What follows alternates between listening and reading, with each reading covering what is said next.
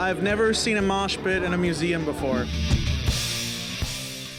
If you come out and say, okay, I think punk rock music is one of Mount Pearl's biggest contributions to Newfoundland art and culture, it sounds ridiculous. Also, Mount Pearl, there wasn't a whole lot to do, like downtown Mount Pearl, Commonwealth Avenue, like where do you go? What do you do? I really think it's just the suburban nature of Mount Pearl. You could be louder in Mount Pearl. It'll always be relevant. It's just broke new ground.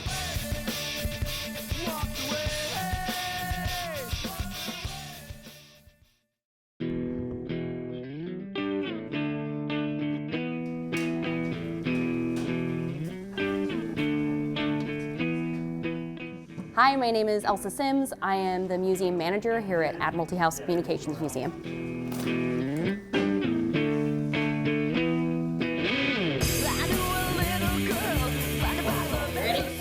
So this summer we're doing something very exciting, something really different. We're doing an exhibit called Punk Rock Pearl.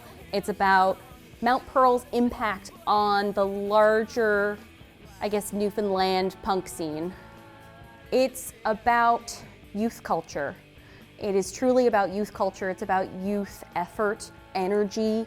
Everything in this space was made by teenagers, more or less.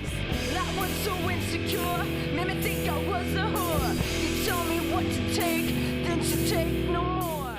We have instruments, records, tapes, CDs, posters, shirts, handmade patches, handmade art, different things that sort of come into the DIY aspect of punk rock. It's not all just, music. Wow. We have photos, video, lots of stuff.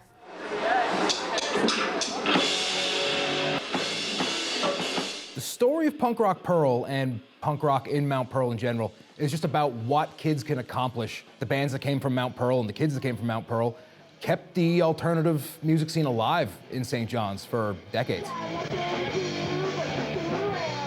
Hi, my name is Chris Hamlin. I run a social media page and a blog called Secret East, and I partnered with the Admiralty House on the Punk Rock Pearl blog series, which is the basis for this exhibit. Throughout all the research, the one thing I started to realize is that it is really special that Mount Pearl has fed into the scene in St. John's so much, and Newfoundland in general. But a really big thing about it is it's actually the story of punk rock everywhere. If you look at the scenes, the major scenes, whether it be Toronto or you look at London or New York, these punk rock scenes started in the late 70s, usually in colleges or universities or in bars. But within a few years, when the music spread to the suburbs, it was all the surrounding smaller cities and towns and suburbs where the kids started playing the music, and that's really what made punk rock what it was and what made it thrive in the 80s and 90s and onward.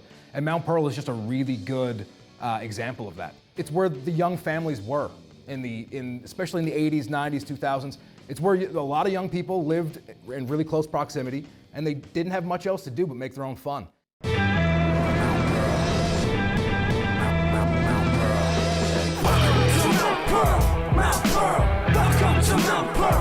It's beautiful.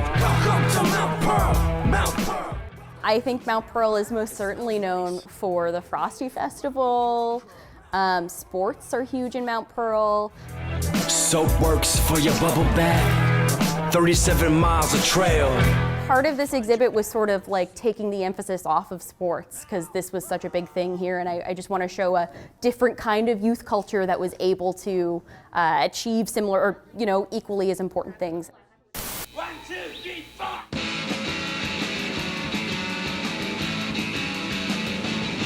Get the rods out, the party's breaking out. Well, so it starts in the late 70s with The Reaction.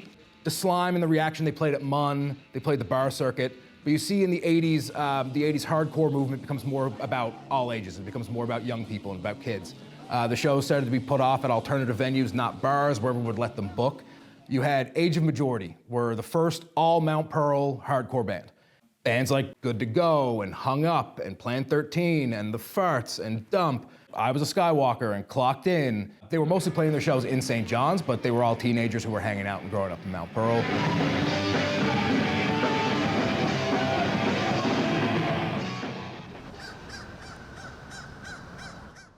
This was a hub.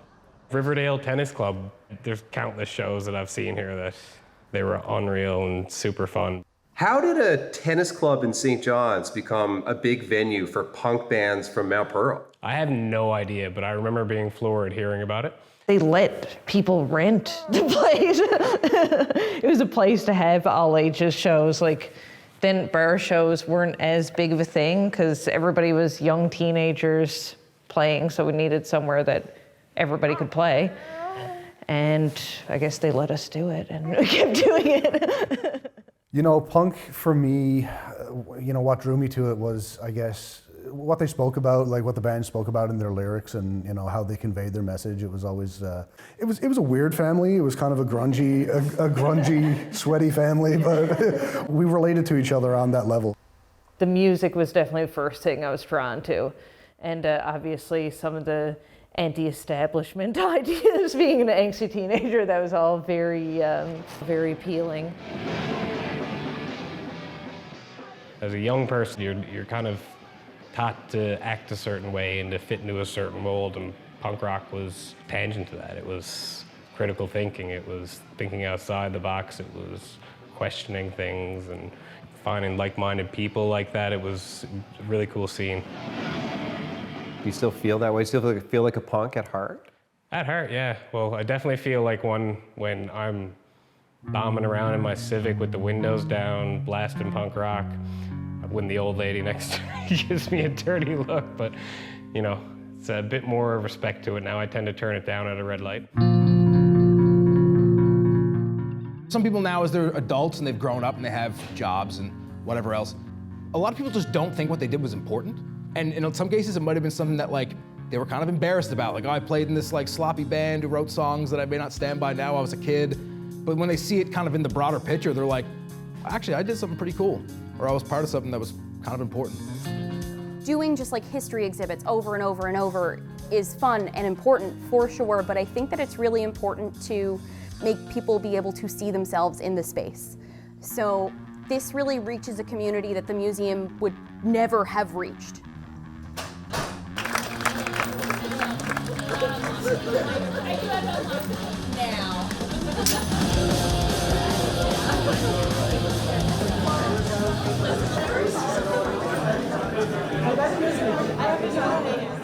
This is really cool. It's definitely like, this is a lot of my formative years surrounding me. Oh, that's really cool. I'm majoring in history at uni, so I love seeing stuff like that. It's really cool to me.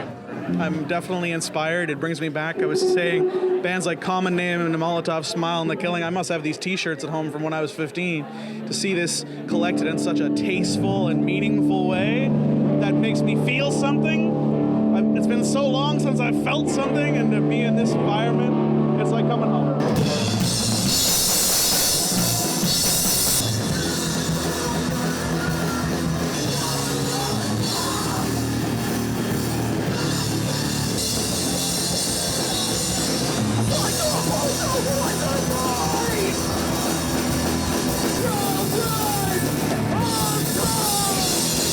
I just hope young people see this exhibit and just see what a bunch of kids created and feel inspired to do something for themselves. I hope it validates everything that they did as kids, and it's really cool to see a lot of young people here as well. I think my final thought is that Mount Pearl rules.